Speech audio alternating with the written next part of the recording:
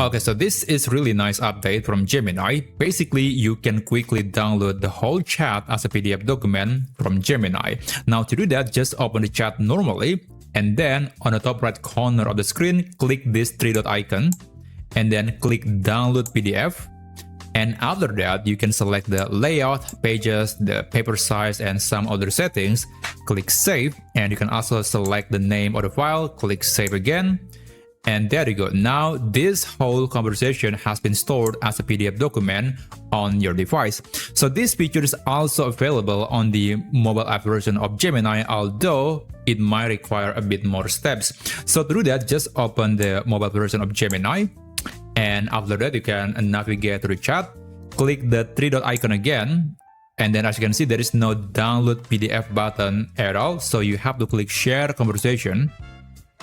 And basically you want to get the link of that chat, click copy.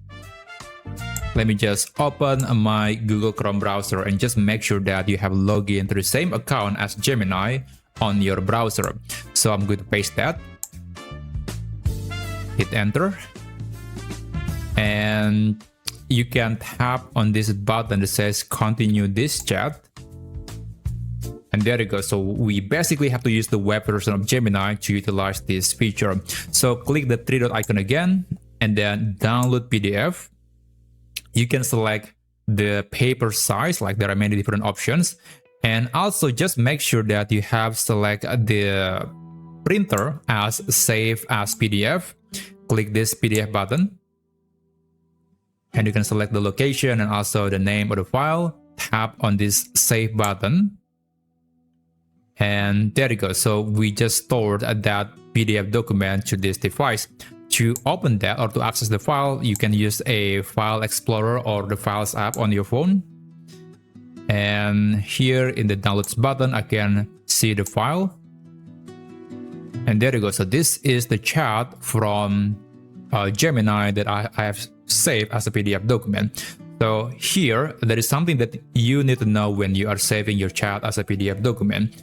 So obviously there are some types of content like videos and some interactive elements or moving objects basically that are not going to be presented in the PDF document. So for example, here I do have an interactive element called LM Explorer, and this section does not exist in the PDF document. So that section is basically not available because of the nature of the PDF document. I mean, you cannot put an interactive element inside of the PDF document. You cannot put a video, and that's why you have to be aware that it is not going to give you a perfectly preserved conversation because some features or some elements might be missing.